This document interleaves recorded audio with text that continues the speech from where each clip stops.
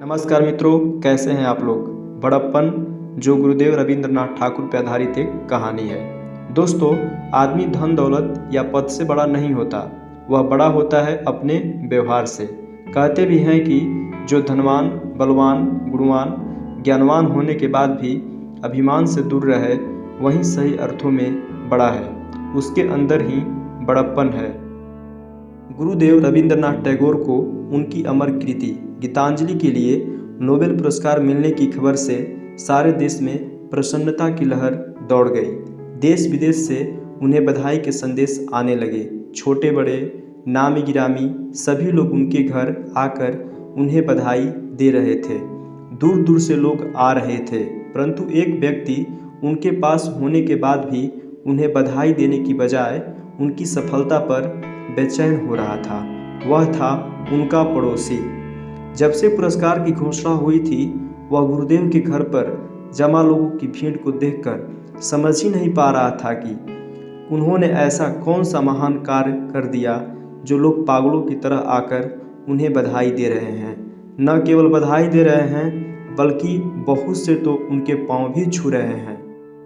मन ही मन वह कूद रहा था। गुरुदेव को भी यह बात समझ में नहीं आ रही थी कि उनका पड़ोसी उनसे मिलने क्यों नहीं आया। वह नाराज है या कोई और बात है।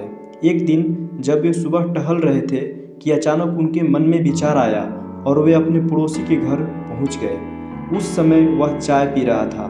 गुरुदेव आगे बढ़े और उन्होंने झुककर उसके चरण स्पर्श किए और बोले, आशीर्वाद चाहूँगा। गुरुदेव के व्यवहार से वह व्यक्ति आश्चर्य में पड़ गया। उसे इस बात की कतई उम्मीद नहीं थी कि वह व्यक्ति जिससे मिलने और आशीर्वाद लेने बड़े से बड़ा व्यक्ति आ रहा है, वह अपनी सफलता के लिए आशीर्वाद लेने अपने पड़ोसी के घर आकर उसके पैर छुए। उसे आत्मग्लानि होने लगी। उसका गला भर आया। वह बोला, गुरुदेव, आप ही नोबेल पुरस्कार पाने के सच्चे हकदार हैं। यह आप जैसे व्यवहार के धनी व्यक्ति को ही मिलना चाहिए।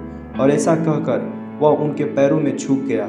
यदि गुरुदेव के अंदर अहम होता तो वे निश्चित ही पड़ोसी के घर जाकर उसके पैर नहीं छूते। अपने बड़प्पन की वजह से ही वे अपने पड़ोसी के सामने झुककर और भी बड़े हो गए। कह सकते हैं कि ठोकर खाने के अलावा झुककर भी व्यक्ति ठाकुर बन सकता है।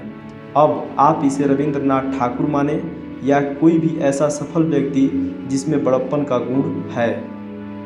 दूसरी ओर कई लोग थोड़ी सी सफलता मिलने पर ही घमंड से फूल जाते हैं।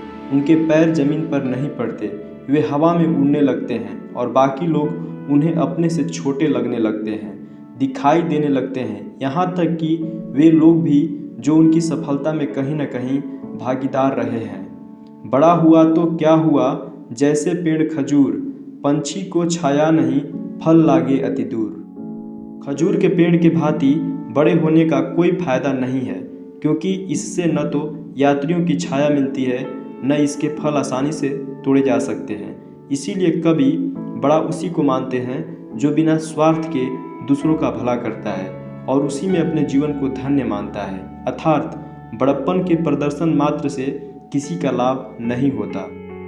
बस इतना चाहिए तुझसे ऐ जिंदगी कि जमीन पे बैठूं तो लोग उसे बड़प्पन कहे, औकात नहीं समझे।